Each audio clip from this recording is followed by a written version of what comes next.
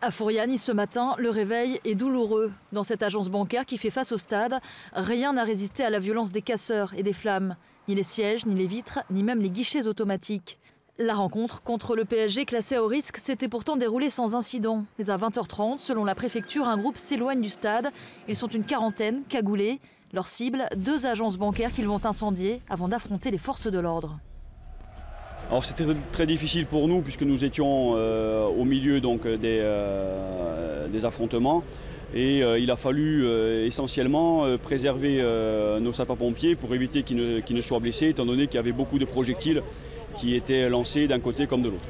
Il a fallu sécuriser leur intervention face à ce groupe d'individus qui leur jetaient des projectiles. Des artifices, des marrons de terre, des bombes agricoles très puissantes. Et nous déplorons plusieurs blessés parmi les forces de l'ordre au moment où je vous parle. Les échanges nourris dureront près d'1 heure sans aucune interpellation. Ils feront 19 blessés légers parmi les forces de l'ordre. 2 agences bancaires sont dévastées. Celles-ci employaient 12 personnes, désormais au chômage technique.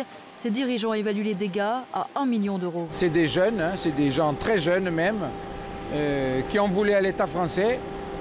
Et qui s'en prennent aux banques parce qu'ils s'imaginent que les banques sont le symbole de l'État français alors que dans des banques, je veux dire, il y a des employés corses, il y a des présidents, des directeurs corses, on prête de l'argent à des Corses. Alors ces événements ont-ils un lien avec le match d'hier soir? Joint par nos soins, le Sporting de Bastia nous a indiqué n'avoir rien à voir avec ces événements qui se sont déroulés 2 heures après la fin du match. Et puis sur place, hier soir, les témoins que nous avons rencontrés ont évoqué davantage des casseurs que des supporters. Ce que l'on peut dire ce matin, c'est qu'une enquête a été ouverte par le parquet de Bastia.